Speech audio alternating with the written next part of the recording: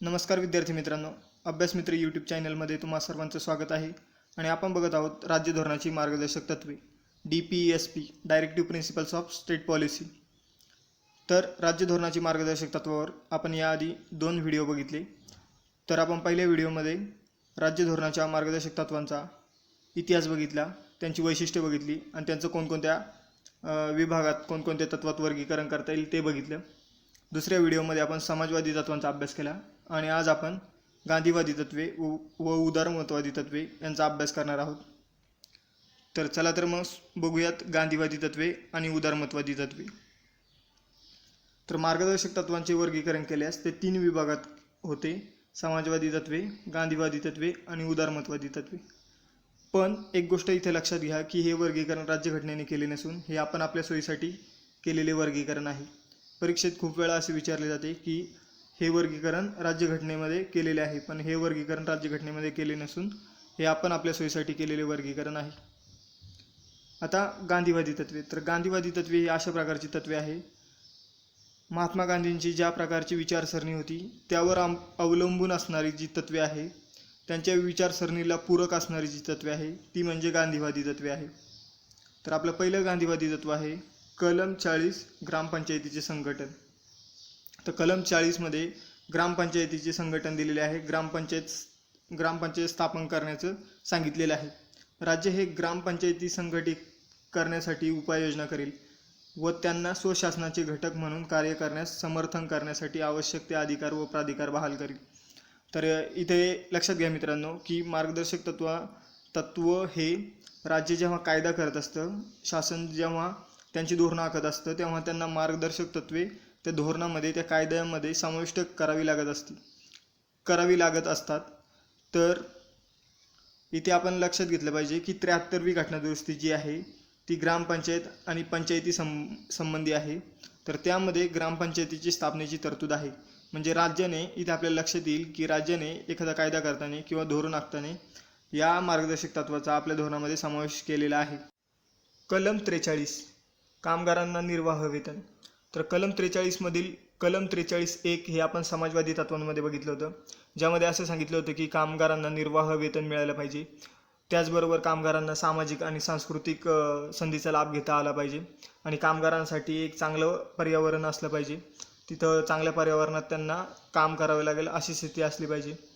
तर कलम 43(1) या सर्व गोष्टी सांगितल्या होत्या आणि ते आपलं समाजवादी तत्व होतं. तर कलम 43(2) हे विशेषतः ग्रामीण क्षेत्रामध्ये वैयक्तिक किंवा सहकारी तत्वावर कुटीर उद्योगाचे संवर्धन करण्यासाठी राज्याने प्रयत्नशील राहिला पाहिजे. हे कलम 43(2) आहे. तर कलम 43(2) जे आहे ते गांधींच्या विचारसरणीवर आधारित आहे. तर गांधींची विचारसरणी होती की गावाकडे चला. गांधींनी असा संदेश दिला होता की खेड्याकडे चला. तर खेड्यामध्ये वैयक्तिक तत्वावर किंवा सहकारी तत्वावर कुटीर उद्योगाचे संवर्धन करण्यासाठी राज्याने प्रयत्नशील असले पाहिजे. त्यानंतर कलम 43(b) तर सहकारी सोसायट्यांना प्रोत्साहन. राज्य हे सहकारी सोसायट्याची स्वैच्छिक निर्मिती, स्वायत्त कार्यपद्धती, लोकशाही नियंत्रण आणि व्यावसायिक व्यवस्थापन यास प्रोत्साहनासाठी प्रयत्नशील राहील. तर इथं सर्वात महत्त्वाची गोष्ट अशी आहे की हे मार्गदर्शक तत्व 97वी घटनादुरुस्ती 2011 नुसार समाविष्ट करण्यात आले आहे.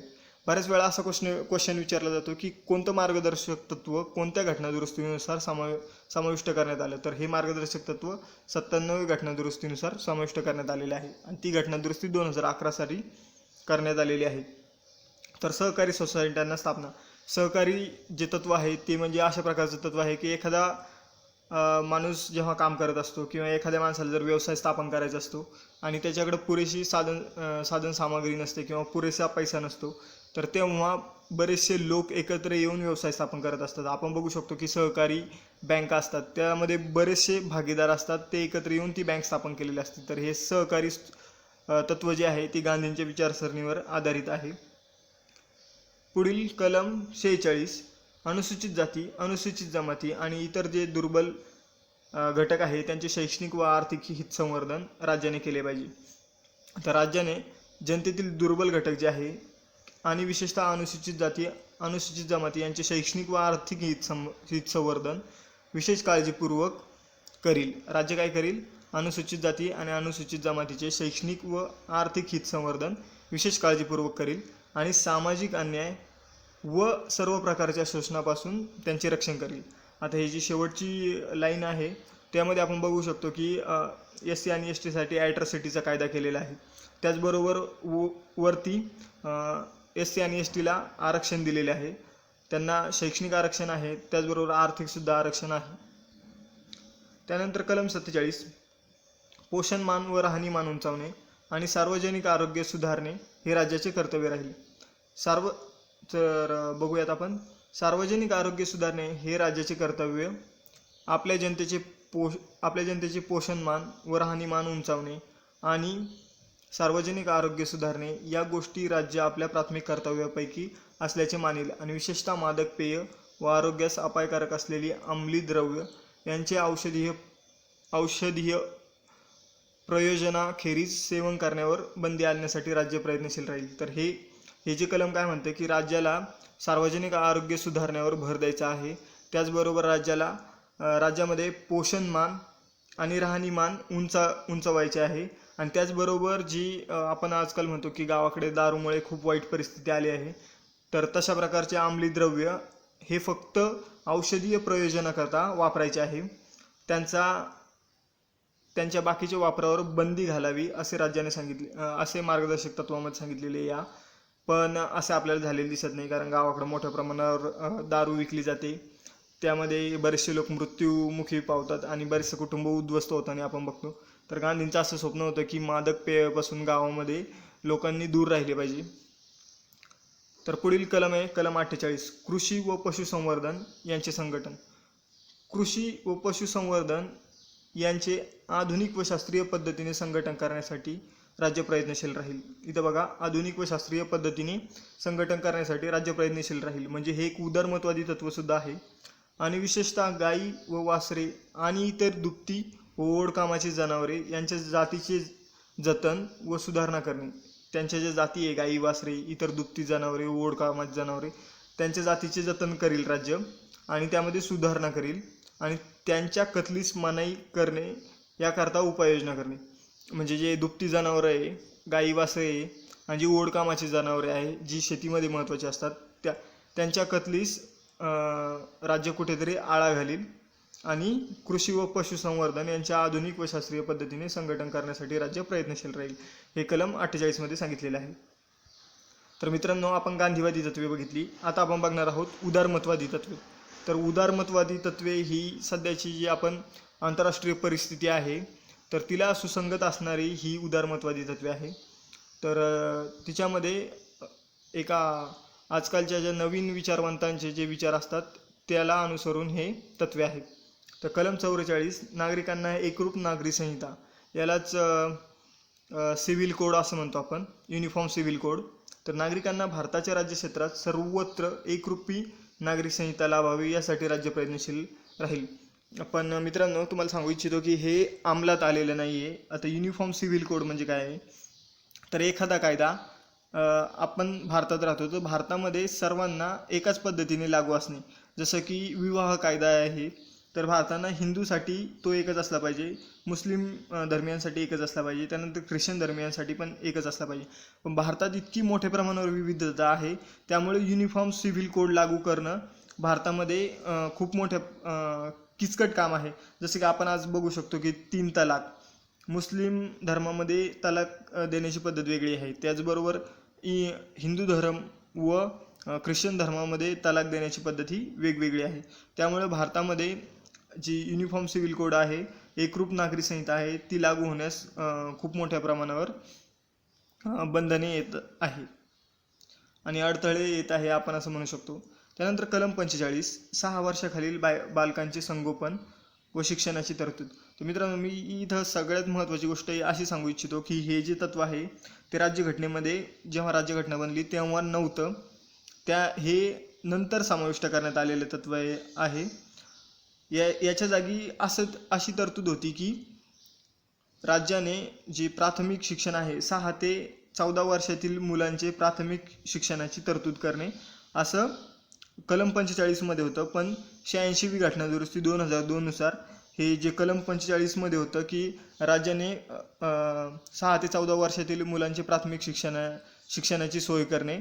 तर हे कलम 21A मध्ये टाकण्यात आलं आणि हा मूलभूत हक्क बनण्यात आला.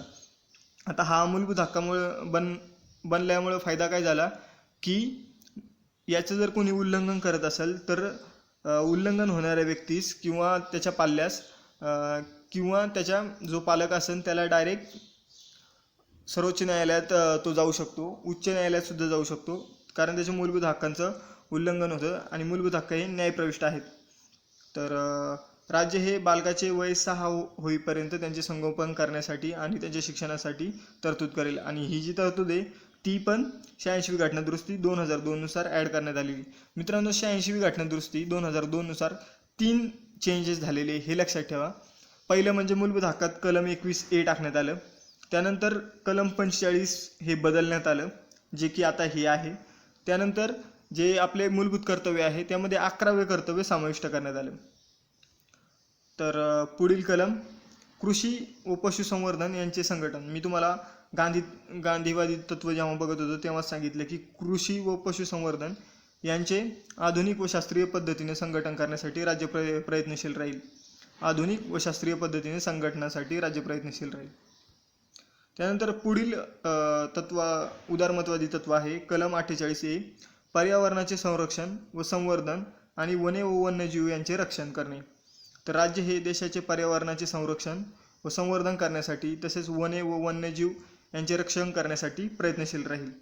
कारण आज पर्यावरणाचं संवर्धन करणं ही काळाची सर्वात मोठी गरज आहे.